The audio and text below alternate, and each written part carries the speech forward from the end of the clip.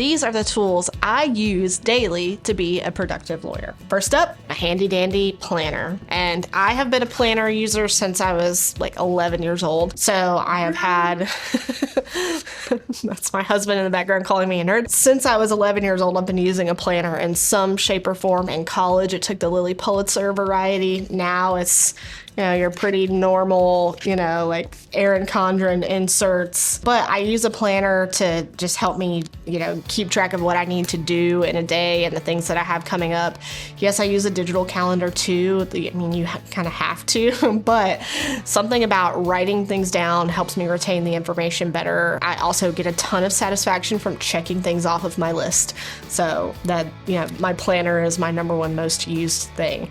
But my second most used thing is Office 365. Like most people in the business world, you gotta have some sort of word processing, but in that comes, your email, which is on every device I own. Word, which I've been using online a lot more lately, which I know is not the most popular thing to do, but I find it works really well across devices to be able to pick up where I left off and not have to email things to myself. But I've employed Copilot recently just to try to get AI into my workflow a little more. I think that, AI is among attorneys a hot topic, but I think our duties as attorneys includes that we have to stay on top of technology, and this is one of the ways that I'm trying to stay on top of technology. I'm not necessarily using, Copilot to like draft legal documents, but it is really solid for first drafts of emails or letters, and then I treat it kind of like I would a legal intern of, hey, give me a first draft of correspondence to so-and-so about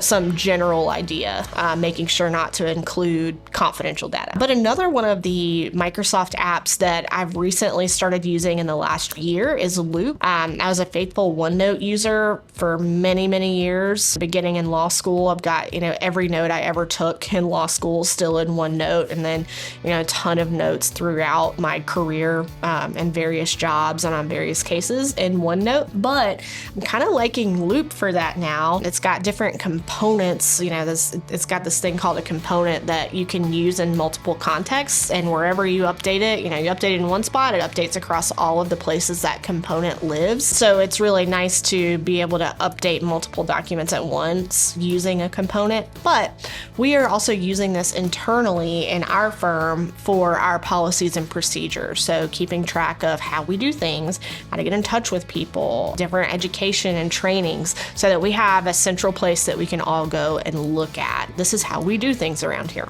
Also in Microsoft Teams, a lot of people use Slack, but we're already in Microsoft. We've got everything else, so we use Teams for that purpose as a collaboration tool and for meetings. The next thing that I use all day is called Qualia. That's because I'm a real estate attorney. No, this video is not sponsored in any way, shape, or form, but Qualia, if you're listening.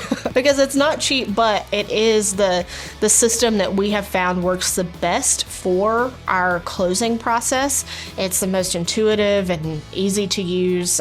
We can get new staff members trained on Qualia way faster than we did our prior softwares that we used that were competitors in that space. But this is the tool that we use to keep track of the accounting for closings, generate closing documents, handle our disbursements. Basically everything to do with the closing lives in there. If you're an attorney in another practice area, think of it like your case management software. It's just this one is specific to real estate closings. And then aside from real estate, we don't only do real estate, so we use Locus as a case management software, comparable to, a Clio or in my case. We've found Locus to be fairly simple to use. It's got robust automations, document automation as well. It's got nice workflows that you can set up that have conditional logic. So it can get extremely complicated if you want it to. We're not that advanced, but we use Locus daily to do our conflicts checks, keep track of all of our non-real estate cases, trust account balances, etc. Next, as any business owner would tell you, you got to have an accounting software. We use QuickBooks for that purpose. We use QuickBooks Online. There's all kinds that you can use.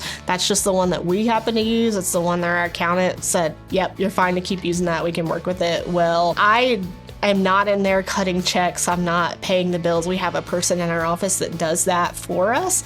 But as the business owner, I do keep track of, how are we tracking to our budget, keeping track of the P&L, the balance sheet, just looking at the high level reports so that I know the financial health of the business. And that is something that I look at daily. Next is Monday.com. This is a task management software that my assistant and I use just to keep track of all the different things that I have going on, whether it is for the business, it's legal matters, whether it's for nonprofits that I serve on the board for, just kind of everything I've got going on in my life. Mika is her name. She's an amazing assistant, and she helps keep track of all of my emails and tasks and helps with scheduling. But that is the software that we decided on that we could collaborate best with, and it just kind of gets us into a rhythm of making sure we're on top of everything that needs to get done. And all of the government websites. Being a real estate attorney, that involves looking at a lot of public records. So I spend a lot of time on the various county register of deeds websites in North Carolina, not just the Register of Deeds, but the GIS, which is kind of like your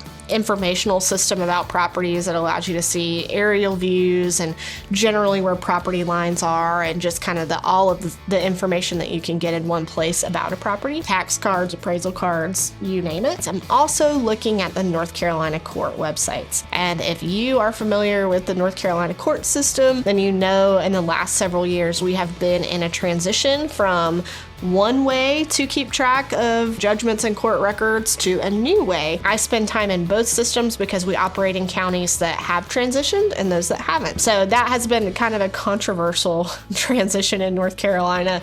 I'm looking forward to it just being completely done so we can only look in one place. But for now, we will look wherever we have to make sure that we have clear title. I'm sure there's more that I use in a day, but those are the things I use every single day that allow me to be a productive lawyer.